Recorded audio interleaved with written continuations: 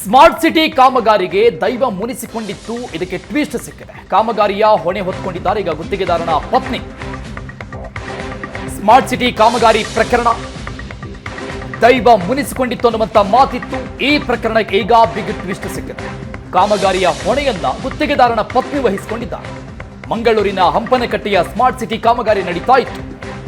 Multi level parking ಕಾಮಗಾರಿ ಆರಂಭ ಆಗುವಂತ ಸಾಧ್ಯತೆ ಇದೆ.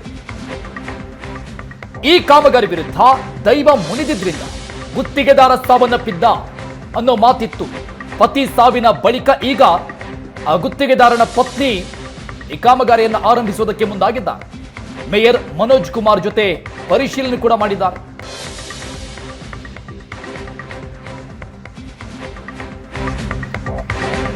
ಈ ದೈವದ ಮುನಿಸಿನಿಂದ ಕಾಮಗಾರಿ ಸ್ಥಗಿತವಾಗಿ ಅವಘಡ ಸಂಭವಿಸಿದೆ. ಸ್ಮಾರ್ಟ್ ಸಿಟಿ ಕಾಮಗಾರಿ ವಿರುದ್ಧ ಮುನಿದಿದ್ದಂಥ ದೈವ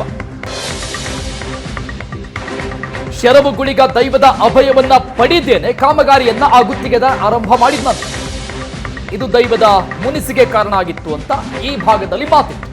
2021ರಲ್ಲಿ ಕಾಮಗಾರಿ ಆರಂಭ ಆದರೂ ಕೂಡ ನಿರಂತರವಾಗಿ ಅನೇಕ ವಿಘ್ನಗಳು ಕಾಡ್ತಾ ಇತ್ತು ಈ ಕಾಮಗಾರಿಗೆ. 2 ವರ್ಷದ ಹಿಂದೆ ದೈವ ನುಡಿದಂತೆ ಕಾಮಗಾರಿಗೆ ತಡೆ ಕೂಡ ಬಿದ್ದಿತ್ತು.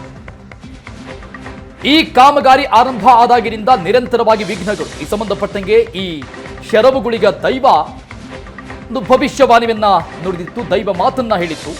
ಆ ಪ್ರಕಾರವಾಗಿ 2 ವರ್ಷದ ಹಿಂದೆ ದೈವ ನುಡಿದಂತೆ ಈ ಕಾಮಗಾರಿಗೆ ತಡೆ ಬಿದ್ದಿತ್ತು. ಈ ಕಾಮಗಾರಿಯನ್ನ ಕೈಗೆತ್ತಿಕೊಂಡಿದ್ದಂತಹ ಗುತ್ತಿಗೆದಾರ ರಾಕೇಶ್ ಶೆಟ್ಟಿ ಅನಾರೋಗ್ಯದಿಂದ ಮೃತಪಟ್ಟಿತ್ತು. ಪಾಲಿಕೆ ಮೇಯರ್ ಮನೋಜ್ ಕುಮಾರ್ ಮಾತನಾಡಿದ್ದಾರೆ. ಈ ಸಂಬಂಧಪಟ್ಟಂಗೆ ದೈವದ ಸಮಸ್ಯೆಯಿಂದ ಕಾಮಗಾರಿ ಕುಂಠಿತ ಅನ್ನೋ ಮಾತಿದೆ ಈ ಭಾಗದಲ್ಲಿ. ಆತ್ಮಾವಲೋಕನ ಮಾಡಿದಾಗ ದೈವದ ಬಳಿ ಪ್ರಾರ್ಥನೆ ಮಾಡಬೇಕು. ಕಾಮಗಾರಿ ನಡೆಯುವಾಗ ದೈವದ ಕಾರ್ಯ ಮಾಡ್ತೀವಿ ನಾವು. ಈಗ ಪತಿ ಮೃತಪಟ್ಟ ಬಳಿಕ ಪತ್ನಿಗೆ ಇದರ ತೊಂದರೆ ಗೊತ್ತಾಗಿದೆ. ತುಳುನಾಡಿನ ಜನರಿಗೆ ದೇವರ ನಂಬಿಕೆ ಹೆಚ್ಚಾಗಿರುತ್ತೆ. ದೈವದ ಅಪ್ಪಣೆ ಇಲ್ಲದೆ ಕಾಮಗಾರಿಯನ್ನ ಪ್ರಾರಂಭ ಮಾಡಿದ್ದಕ್ಕೆ ಅದರ ಶಾಪನೂ ಕೂಡ ಇರಬಹುದು ಅಂತ ಮೇಯರ್ ಮನೋಜ್ ಕುಮಾರ್ ಮಾತಾಡಿದ್ದಾರೆ.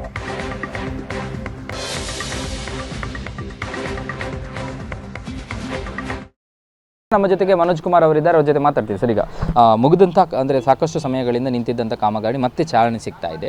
ಏನೆಲ್ಲ ಈಗ 3 ವರ್ಷದಿಂದ ಮುಂಚೆ ಈ ಒಂದು ಪ್ರಾರಂಭವಾದಂಥ ಕಾಮಗಾರಿ ಏನದು PPP ಮಾಡೆಲ್ ಅಂದರೆ ಅವರ ಪಬ್ಲಿಕ್ ಅವರ ಸಹಭಾಗಿ ನಮ್ಮದು ಇನ್ನಷ್ಟು ಇಲ್ಲ. ಸರ್ಕಾರದ್ದು ನಮ್ಮ ಕಾರ್ಪೊರೇಷನ್ ಯಾವುದು ದುಡ್ಡು ಹಾಕ್ಲಿಕ್ಕಿಲ್ಲ. ಅವರದ್ದೇ ದುಡ್ಡು ಹಾಕಿ ಅವ್ರು ಮಾಡುವಂಥ ಒಂದು ಪ್ರಾಜೆಕ್ಟ್ ಸುಮಾರು 90 ಕೋಟಿ ಅಂತ ಒಂದು ಪ್ರಾಜೆಕ್ಟ್. 1.5 ಎಕರೆ ಜಾಗದಲ್ಲಿರುವಂಥ ಈ ಒಂದು ಮಲ್ಟಿ ಲೆವೆಲ್ ಕಾರ್ ಪಾರ್ಕಿಂಗ್ನ ಕಾಮಗಾರಿ ಸುಮಾರು 3 ವರ್ಷದಿಂದ ಕುಂಠಿತ ಸಾಗ್ತಾ ಇದೆ. ಹಲವಾರು ಕಾರಣಗಳಿದೆ. ದೇವರ ಒಂದು ತೊಂದರೆ ಇದೆ ಅಂತ ಕೂಡ ಸಾರ್ವಜನಿಕ ವಲಯದಲ್ಲಿ ಕೂಡ ಕೇಳಿ ಬರ್ತಾ ಇದೆ. ಅದೇ ರೀತಿ ಆ ಒಂದು ರಾಕೇಶ್ ಶೆಟ್ಟಿ ಎಂಬರು ಅದರ ಪಾರ್ಟ್ನರ್ ಅವರು ಕೂಡ ಒಂದು ಅನಾರೋಗ್ಯದಿಂದಾಗಿ ಸಾವಿಗೀಡಾದ ನಂತರ ಇದೊಂದು ಕಾಮಗಾರಿ ಕೂಡ ಕುಂಠಿತ ಸಾಗ್ತಾ ಬಂದಿದೆ. ಹಲವಾರು 3 ವರ್ಷದಿಂದ ಕೂಡ ಕುಂಠಿತ ಸಾಗ ಬಂದು ಒಂದು 10% ಕೂಡ ಕಾಮಗಾರಿ ಆಗಲಿಲ್ಲ. ಅದು ಇವತ್ತೀಗ ಅವರ ಭಾವಿ ಪತ್ನಿಯವರು ಅದರ ಒನ್ ಆಫ್ ದಿ ಪಾರ್ಟ್ನರ್ ಅವರು ಕೂಡ ಇವತ್ತು ಬಂದು ನಾನು ಡಿಸೆಂಬರ್ 10 ದಿನದ ಒಳಗೆ ಅಂದರೆ 10 ಒಳಗೆ ನಾನು ಅದನ್ನು ಪ್ರಾರಂಭ ಮಾಡ್ತೇನೆ ಅಂತ ಹೇಳಿ ಮಾತನ್ನು ಕೂಡ ಕೊಟ್ಟಿದ್ದಾರೆ. ಸೊ ನಮ್ಮ ಸ್ಮಾರ್ಟ್ ಸಿಟಿ ಇಂಜಿನಿಯರ್ ಇರ್ಬೋದು, ನಮ್ಮ ಕಾರ್ಪೊರೇಷನ್ ಇಂಜಿನಿಯರ್ ಕೂಡ ಇದಕ್ಕೆ ಸಹಕಾರವನ್ನು ಕೂಡ ಇಟ್ಟಿದ್ದಾರೆ. ಈಗಾಗಲೇ ನಾವು 1 ವಾರದೊಳಗೆ ಅದನ್ನು ಪ್ರಾರಂಭ ಮಾಡ್ತೇವೆ ಅಂತ ಮಾತನ್ನು ಕೂಡ ಹೇಳಿದ್ದಾರೆ ಅವರು. ಸ್ವಲ್ಪ ಅವರಿಗೆ ಹಣಕಾಸಿನ ವಿಚಾರದಲ್ಲಿ ಕೂಡ ತೊಂದರೆ ಕೂಡ ಇದೆ ಅವರಿಗೆ. ಕಳೆದ ಬಾರಿ ಕೂಡ ಚರ್ಚೆ ಆಗಿರುವಂಥದ್ದು ಅದೇ, ಅಂದರೆ ಅವರಿಗೆ ಅನಾರೋಗ್ಯ ಕಾಡಿದಾಗಲೂ ಅದೇ ದೈವದ ವಿಚಾರ ಚರ್ಚೆಗೆ ಬಂತು.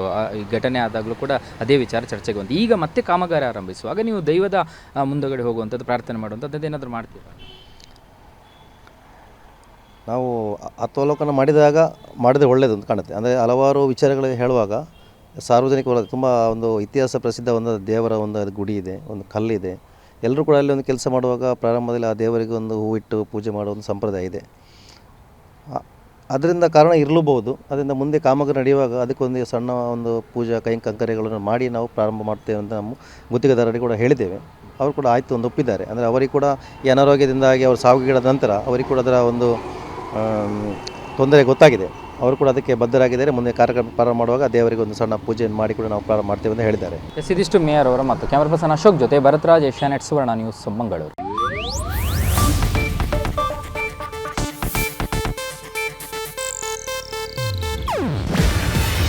ಇದು ಏಷ್ಯಾನೆಟ್ ನ್ಯೂಸ್ ನೆಟ್ವರ್ಕ್ ಪ್ರಸ್ತುತಿ. ನೀವು ನೋಡ್ತಿದ್ದೀರಾ ಏಷ್ಯಾನೆಟ್ ಸುವರ್ಣ ನ್ಯೂಸ್.